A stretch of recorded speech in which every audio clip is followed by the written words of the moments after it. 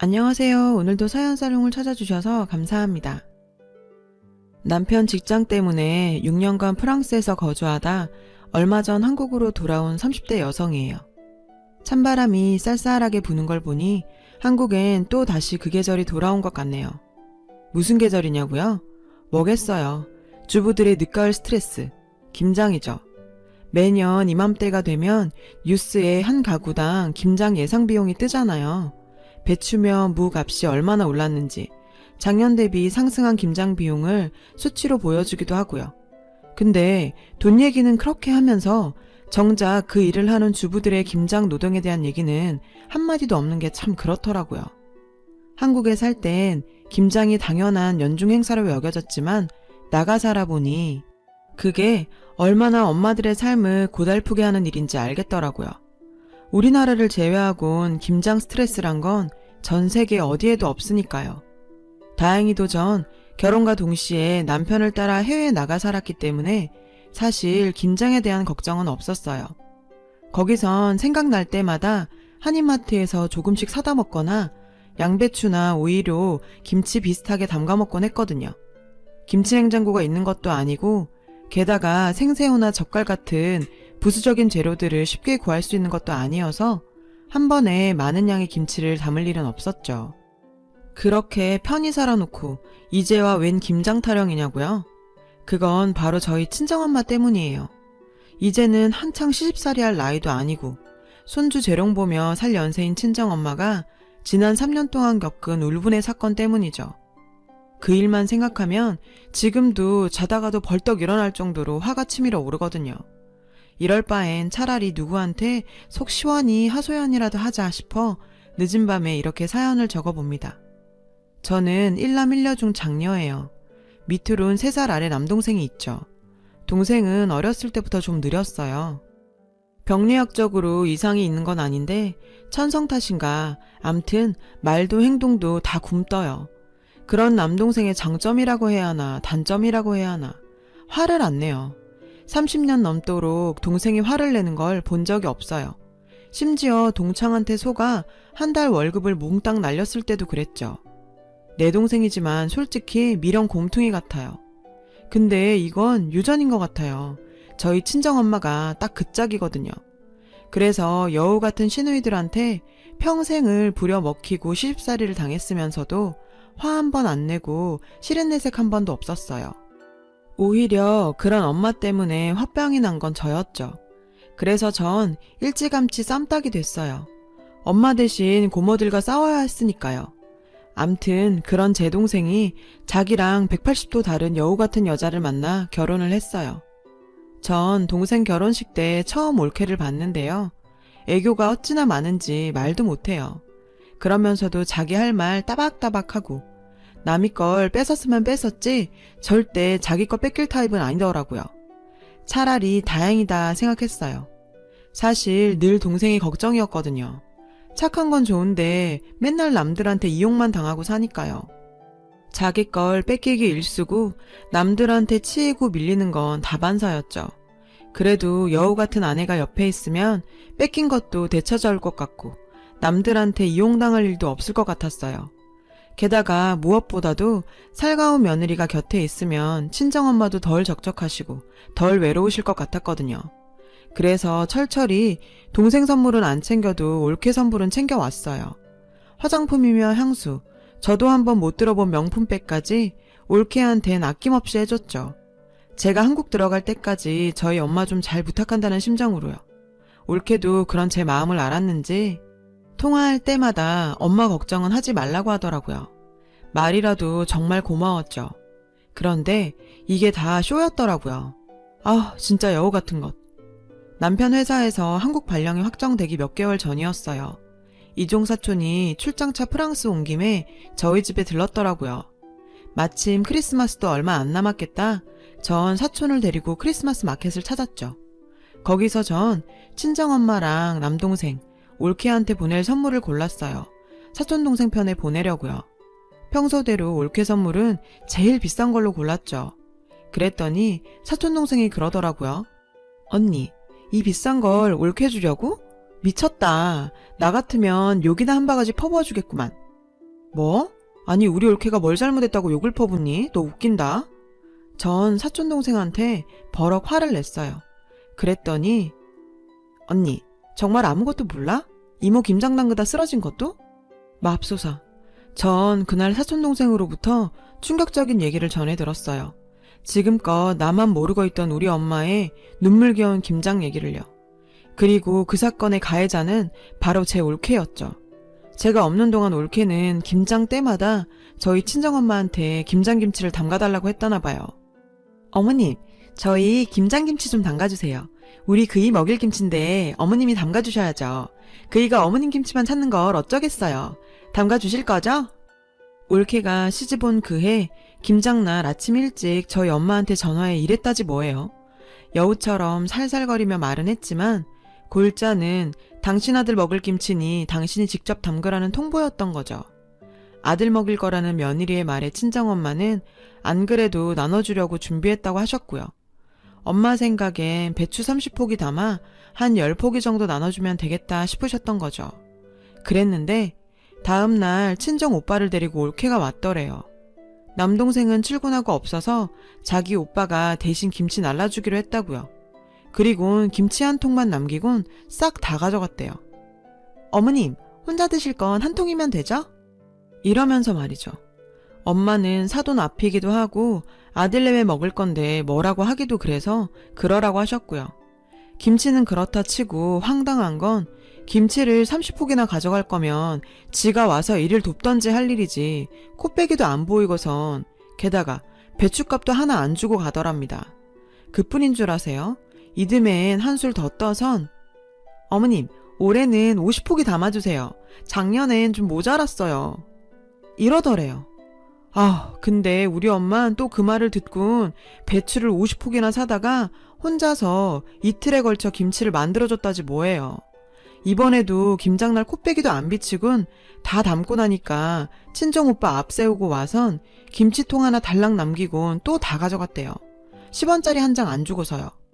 적지 않은 연세에 이틀 내내 김장 담그느라 고생은 고생대로 하고 돈은 돈대로 쓴 엄마는 누구한테 말도 못하고 쏘가리하다 마침 김장김치 맛 좀 보려고 찾아온 둘째 이모한테 하소연을 하신 거죠. 사촌동생도 그때 이모한테 얘기를 전해 듣고 알게 된 거고요. 그리고 3년째, 그러니까 작년 김장 때 일이에요. 이번엔 배추 50포기랑 알타리 10단을 해달라 그러더래요. 그래서 힘도 들고 돈도 너무 든다고 배추값이라도 내라고 하셨대요. 나머진 엄마가 내신다고. 그랬더니 어머님 아들 먹일 김치값인데 왜 제가 돈을 내요? 그럼 저 그이 김치 안 먹일래요. 글쎄 이랬다지 뭐예요. 그래서 엄마가 그럼 돈은 됐으니 네가 와서 좀 도우라고 했더니 펄펄 뛰면서 어머님, 저 몸이 약해서 친정에서도 일할 땐 저 안 불러요. 그리고 청 그렇게 일손이 필요하시면 그이 보낼게요. 어차피 그이 입에 들어갈 김치잖아요. 안 그래요? 결국 엄마는 이번에도 혼자 그 많은 김치를 담그셨고요. 그러다 결국 쓰러지신 거죠. 안 그래도 엄마 혼자 김장 담그는 게 걱정됐던 이모가 저희 집에 찾아와 일찍 발견하지 않았으면 정말 큰일 날 뻔한 거죠. 그렇게 병원에 가서 영양제를 맞고 오는데 글쎄 집에 도둑이 들었는지 김치를 홀라당 가져갔다지 뭐예요.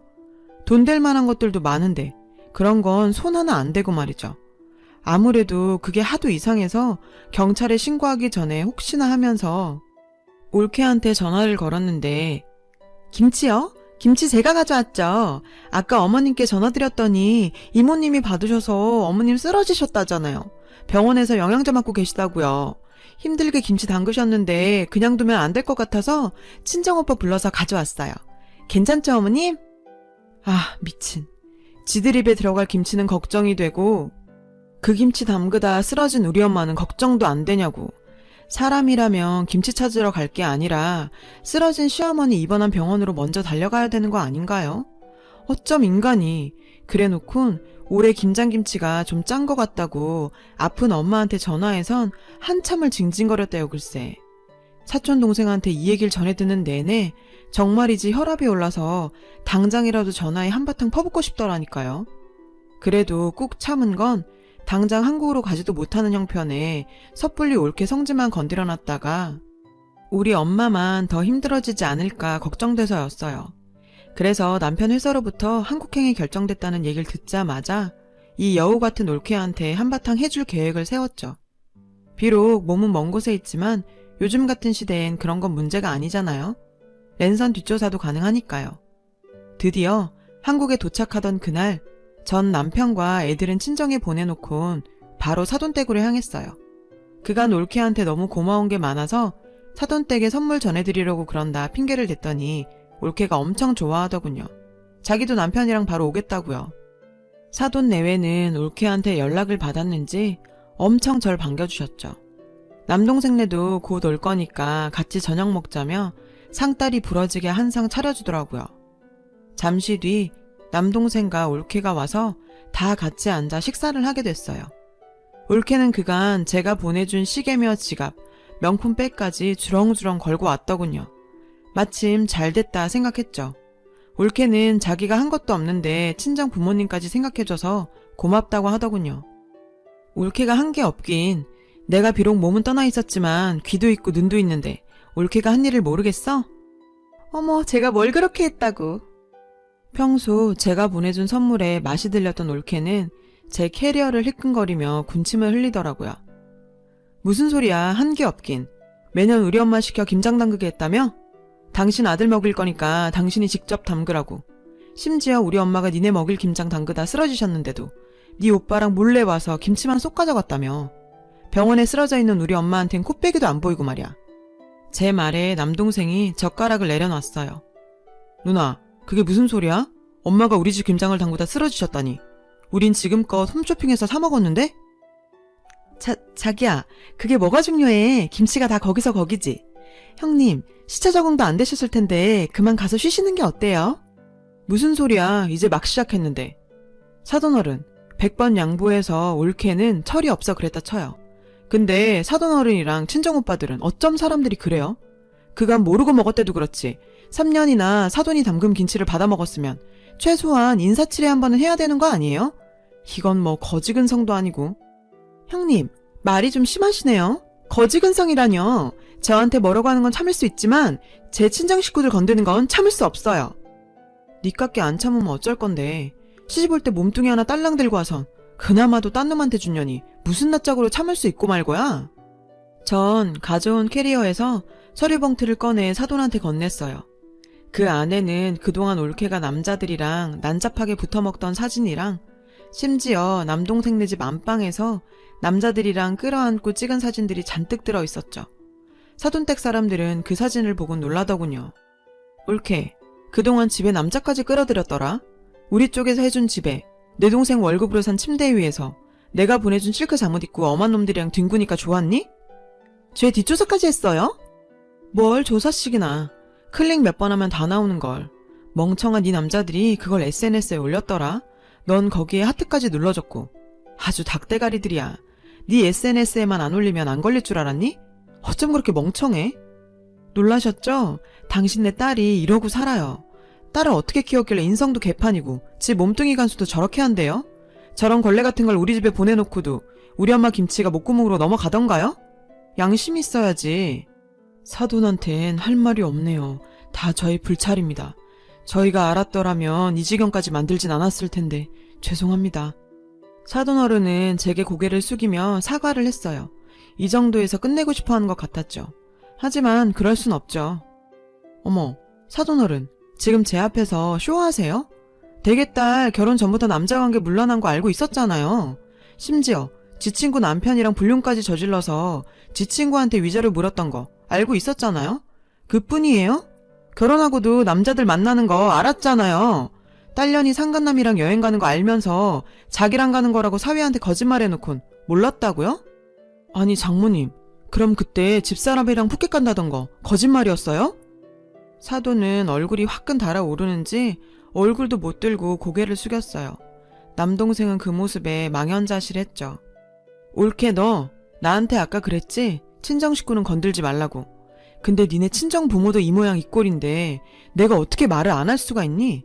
네 부모가 딸 같은 사돈한테 이딴 욕 듣게 하고 싶지 않았으면 네가 그따위로 살지 말았어야지. 그런 일을 벌였을 때는 니네 부모 얼굴에 먹칠할 것쯤은 각오했어야 하는 거 아니니?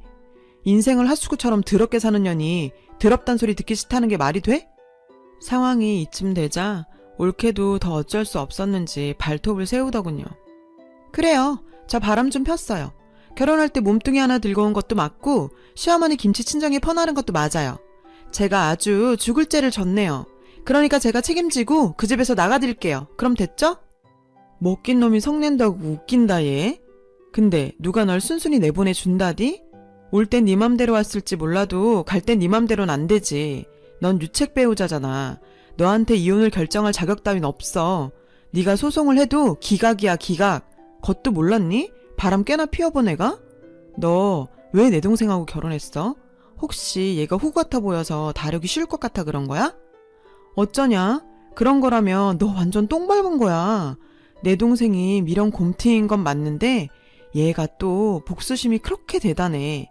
몇 대 치고 끝나는 게 아니라 아주 지겹게 옆에 붙어선 상대 진을 다 빼고도 지 분이 안 풀려서 두고두고 복수하는 애야. 모르긴 해도 얘 너랑 이혼 안 해줄 거다. 너 죽을 때까지 옆에 끼고 피마르게 할걸? 너 아주 지독한 똥 밟았어. 암튼 난 할 말 다 했으니까 가볼게. 그럼 안녕히 계세요 사돈어른. 전 들고 갔던 캐리어를 끌고 동생과 사돈댁을 나왔어요. 남동생은 제 예상대로 이혼은 하지 않겠다고 하더군요. 얼마 안 가 올케랑 사돈 내외가 찾아와 엄마한테 손이 발이 되게 빌며 이렇게는 못 사니까 이혼 좀 해달라고 했지만 남동생도 들은 척도 안 했어요. 결국 올케는 제 꾀에 제가 넘어간 셈이죠.